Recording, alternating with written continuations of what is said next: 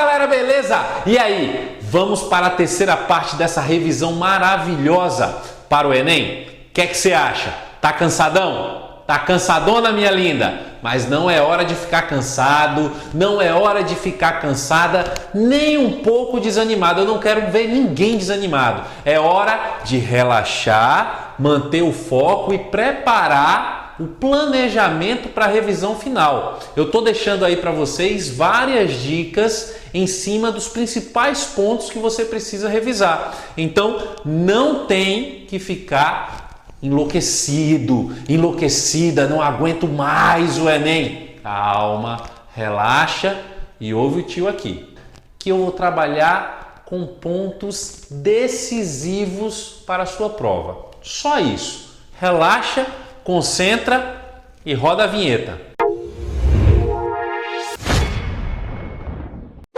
Então, como eu falei para vocês, vamos para aquela parte pontual, rápida, objetiva, não é isso? Mas não esquece de clicar aqui em cima, ó, assistir a revisão 1 se você não assistiu. Clica aqui, ó, e assiste a revisão 2. Não esquece de procurar os cards aí, não sei bem onde é que estão, e assista as revisões, certo? Terceira parte, vamos falar de que hoje? Vamos falar de um tema que sempre aparece na prova: domínios morfoclimáticos. Atenção para o primeiro detalhe: não confundir domínios morfoclimáticos com biomas. Ah, Everton, mas domínios morfoclimáticos e biomas são as mesmas coisas. Cuidado, cuidado. Biomas e domínios morfoclimáticos, eles parecem a mesma coisa, mas já começa a partir da noção conceitual e da própria divisão regional que nós vamos obter. A divisão regional dos domínios morfoclimáticos é uma divisão geográfica, tá? É uma ideia geográfica. A principal divisão de domínios morfoclimáticos que nós temos no Brasil é a do professor Aziz Absaber, certo? Essa divisão ela é muito mais comum. E biomas é o quê? Biomas está muito mais relacionado com o quê? Com qual matéria? O que é que você acha?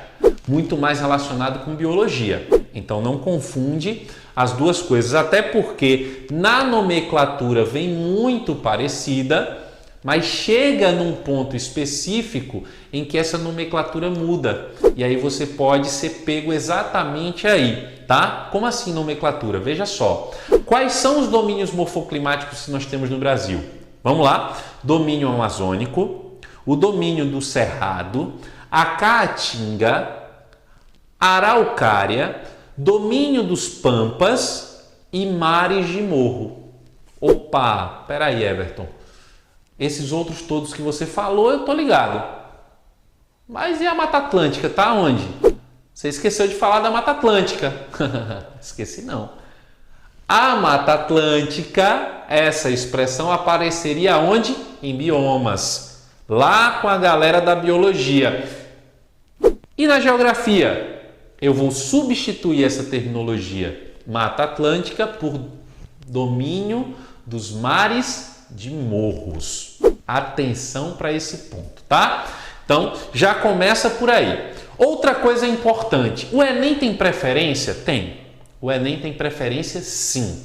Eles podem dizer que não, o Enem pode dizer, não, eu não prefiro ninguém, eu não estou nem aí para ninguém, eu gosto de todo mundo. Não existe isso, tá? O Enem, ele tem preferência. E preferência pelo quê? Preferência por alguns domínios morfoclimáticos. Tem aqueles que mais aparecem.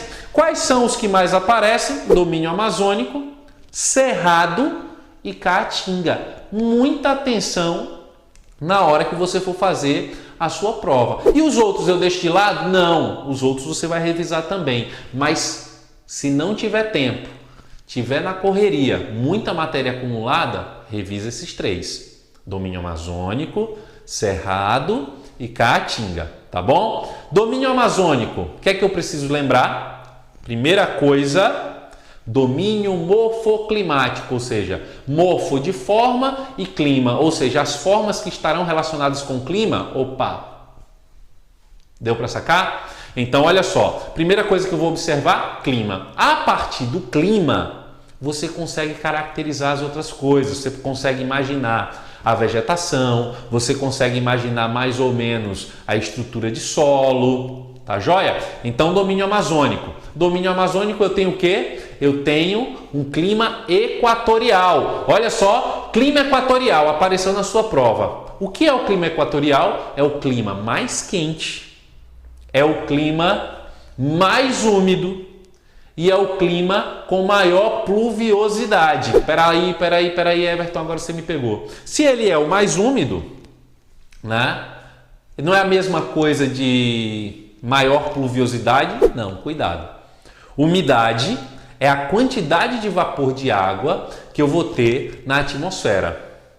Pluviosidade é a quantidade de chuva. Tá joia? Então, o clima equatorial é o mais quente e ele vai ser aquele que tem a maior média de umidade e também a maior média de pluviosidade. Outro ponto interessante, nós vamos ter todos os meses com médias elevadas de chuva. E aí você vai me perguntar, Everton, por que isso acontece?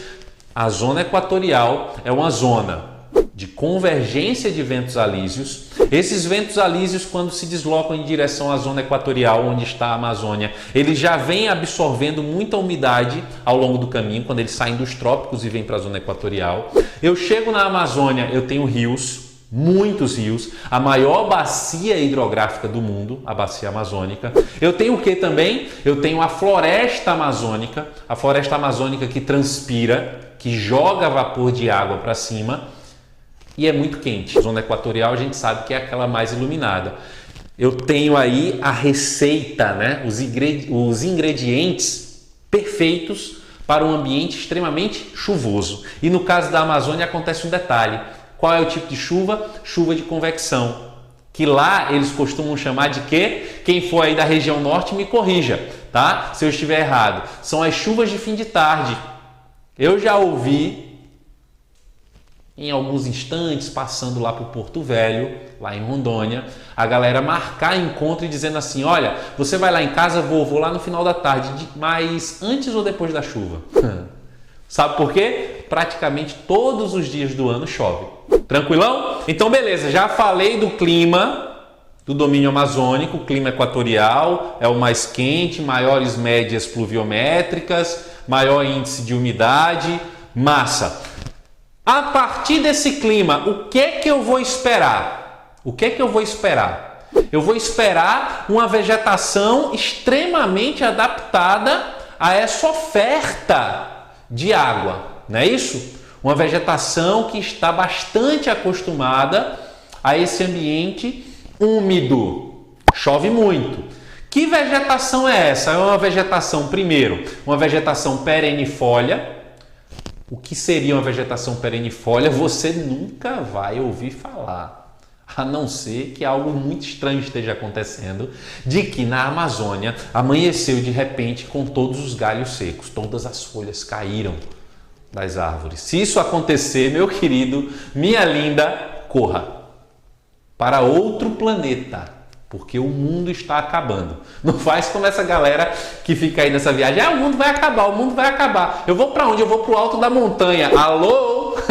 O mundo vai acabar, inclusive a montanha onde você está. Né? Então, se você acordar um dia e perceber que a floresta amazônica inteira perdeu todas as folhas, das duas uma, o mundo está acabando.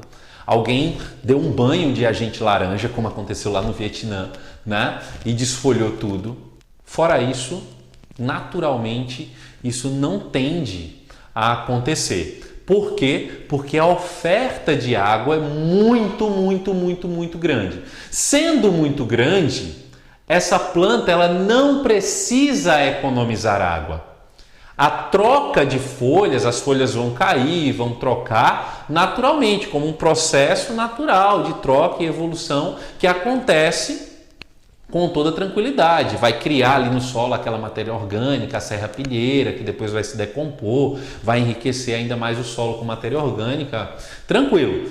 Mas, como a planta ela não precisa economizar água, ela não perde completamente as folhas. Então, essas folhas elas vão estar ali presentes, facilitando a transpiração. E aí a gente faz um link lá com biologia. Quando a gente fala de transpiração das plantas, eu tenho dois tipos, né? Eu tenho a transpiração estomática e eu tenho a transpiração cuticular. Na transpiração estomática, ela responderá basicamente por 92% de toda a transpiração das plantas. A cuticular por 8%. Então, as folhas elas vão ser responsáveis, porque você sabe que o estômago é uma estrutura lá pequenininha que está presente na folha e que vai proporcionar essa transpiração. Então, através das folhas, a planta ela vai transpirar muito. Como ela não precisa economizar, ela manda água para a atmosfera com força. Então, eu tenho uma vegetação perenifolha. Essas folhas elas são largas, grandes, porque ela precisa evaporar bastante água, ok? Tudo jóia? Tranquilão? Então, eu tenho a vegetação perennifolia, eu tenho a vegetação que é latifoliada. Tranquilo? Outra coisa que a gente vai observar é que a floresta amazônica, ela não é 100% homogênea. Nós vamos ter uma elevada biodiversidade, além disso ela vai ser estratificada. Observe os 3 níveis de estratificação da Amazônia, tá? Eu tenho a mata que a gente chama de mata de terra firme. O que é a mata de terra firme, Everton? É o ambiente onde, em momento algum, ficará alagado. Mesmo que os rios encham completamente, nessa área não vai ficar inundado. Eu tenho o que a gente vai chamar de mata de várzea, que vai ficar localizada exatamente na chamada planície de inundação. Olha só, planície de inundação. Eu tenho o leito do rio, certo? Ao lado do leito eu tenho a planície de inundação. E quando o rio enche, ela transborda e vai lá para a planície de inundação. Então, na planície de inundação eu tenho a mata de várzea, ou seja, que de vez em quando pode ficar inundada. E no leito do rio, eu vou encontrar o que a gente vai chamar de quê? Mata de igapó. É aquela vegetação que vai estar inserida no ambiente inundado. Ela vai viver, ela vai se desenvolver no ambiente inundado. Tá joia? Então esse aspecto é um aspecto importantíssimo. Everton, e do ponto de vista do relevo? Quando eu penso no domínio amazônico, o principal elemento do relevo que compõe a maior parte da região amazônica seria o que? A planície fluvial. Nós vamos ter uma enorme planície, a chamada planície amazônica, que é drenada por toda a rede hidrográfica que compõe a rede hidrográfica do rio Amazonas, né? Todos os seus afluentes e tudo mais. Então eu tenho essa enorme planície e essa planície ela vai ser bordejada ao sul pelo Planalto Central e ao norte pelo Planalto das Guianas. Outro detalhe importante, antes que eu esqueça, é um ambiente que chove muito, não é? Um ambiente que chove muito. Nesse ambiente que chove muito, eu terei o quê? Um solo profundo. Quanto mais úmido, quanto mais chove, maior é o intemperismo, maior é o desgaste da rocha, maior é o desgaste da rocha matriz. Então eu tenho solos o quê? Mais profundos. Se a questão te perguntar sobre solos dos domínios, qual solo é mais profundo? O amazônico. Tranquilo? Posso passar para o próximo domínio? Já resolveu muita coisa? Eu te ajudei pra caramba? Eu acho que sim, né? Vamos para o segundo domínio? Vamos falar, sabe de que agora? Vamos falar de caatinga. Atenção para ela. Falar da caatinga. Falar da caatinga é uma coisa deliciosa, até porque falar da caatinga é falar do Nordeste. É falar do semiárido nordestino, é falar basicamente do sertão. E quando a gente fala do sertão, quando a gente fala do Nordeste, não tem quem não se emocione, principalmente quando a gente é nordestino. Eu não sou bem do sertão, eu sou do Agreste, mas o sangue é nordestino e sempre bate mais forte na hora de falar sobre a caatinga. Beleza? Bora lá? Tranquilão? Então, adivinha só.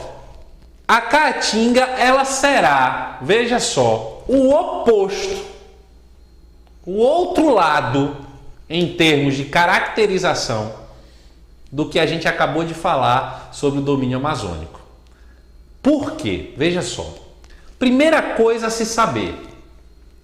A Amazônia, floresta equatorial, ela vai ter toda uma adaptação ao quê? A uma grande umidade, a uma grande quantidade de chuva.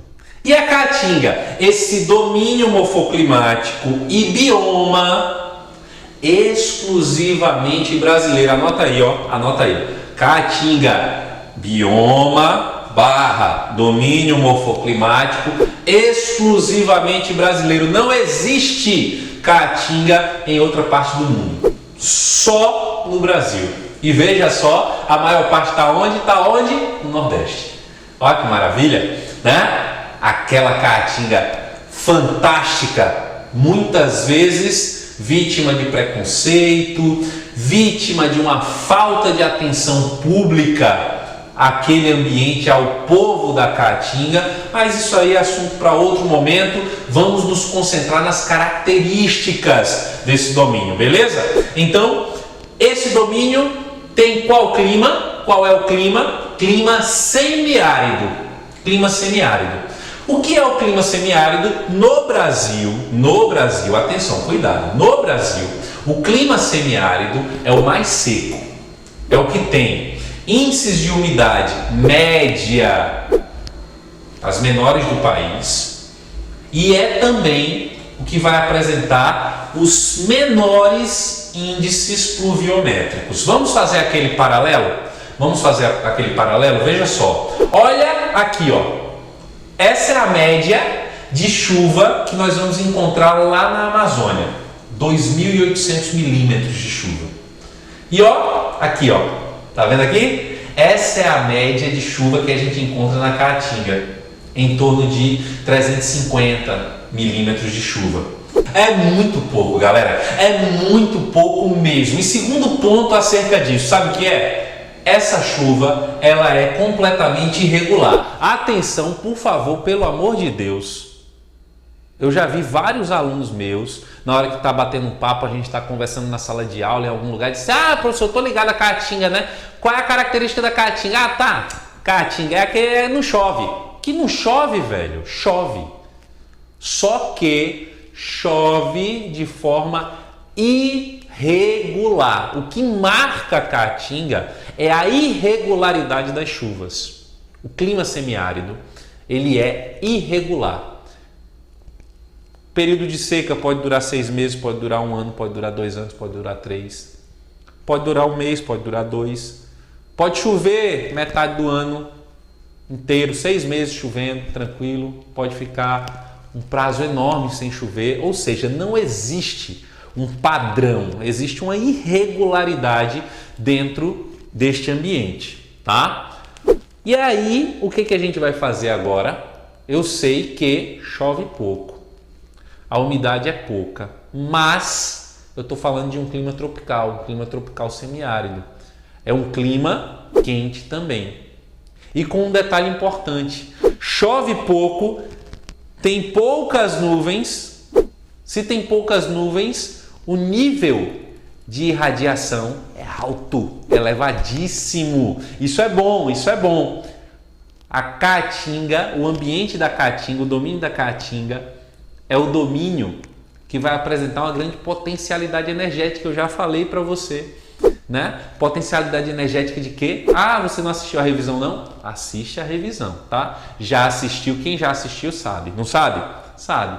Qual é a potencialidade? Energia solar. Veja só, olha que massa. Energia solar. Por quê? Porque chove pouco. Chove pouco, tem pouca nuvem no céu. Tem pouca nuvem no céu, aquele solão, ó, eita danado, batendo lá na muleira do povo. Quem é do sertão, quem é da Paraíba, de Pernambuco, Rio Grande do Norte, sabe o que é que eu tô falando? Batendo na muleira, vai fazer o quê? Vai servir para gerar energia. É massa. Esse ambiente é um ambiente que vai gerar o quê? Adaptações a essas condições. É claro que tem que gerar adaptações. Quais são as adaptações? Eu vou perceber essas adaptações aonde? Eu vou perceber essas adaptações na vegetação. Primeira coisa que me chama a atenção é a vegetação, daí o nome do domínio, Caatinga. Eu olho lá, para aquela mata branca, daí que vem o nome, aqueles galhos secos, retorcidos, uma vegetação arbóreo-arbustiva. Quando tem o período da estiagem, nós vamos ter aqueles galhos secos, aquela vegetação espinhosa, cascas grossas, algumas espécies de cactáceas, não é? Essa vegetação é adaptada ao quê? À falta d'água. O que acontece com as folhas então, Everton? Você falou das folhas lá na Amazônia? Falei. O que acontece com as folhas na Caatinga? A gente só vê os galhos secos lá das bichinhas. Por quê? As folhas caem. As folhas caem e não é porque o frio desce, como diria Sandy Júnior, né? As folhas caem exatamente porque ela precisa economizar água. A maior parte da transpiração é transpiração estomática. Os estômatos estão aonde? Nas folhas. Você perde as folhas para economizar água. Eu vi a Caatinga toda seca, aquelas árvores todas desfolhadas, só os troncos lá, tudo morto, né, professor? Pode arrancar tudo que não serve mais para nada. Não faça isso não. Não faça isso não. Tá tudo vivo. Tá tudo vivo. Se concentrando ali, paradinha, economizando água, metabolismo lento, trabalhando devagarzinho para não gastar água. Outras plantas, elas vão criar adaptações. As cactáceas, por exemplo, elas vão ter uma estrutura que é bem peculiar, né? A gente vê os cactos sempre verdinhos assim. Se você encostar ali no cacto, não é no espinho do cacto, tá naquela parte verdinha ali, aí você vai ver que parece às vezes um plástico, é um negócio diferente, né, professor? Meio molinho assim, e aí você corta o cacto, vê que ali tá úmido. Aquela estrutura, aquela capa, é uma capa formada de lipídios e proteínas, né, gorduras e proteínas, e que cria como se fosse um isolamento com o meio externo, evitando exatamente essa evaporação. E observe que nos cactos eu não tenho as folhas. O que é que eu tenho? Espinhos. Os espinhos seriam adaptações, digamos assim, né, à folha, né? Os espinhos são folhas? Não. Os cactos eles não têm as folhas e no lugar eu vou encontrar ali os espinhos. Tá joia? Tá tranquilo? Então, essa vegetação que perde folhas, ela é uma vegetação que caducifólia. Caducifólia. Como assim caducifólia? As folhas caducam, as folhas caem, as folhas se perdem.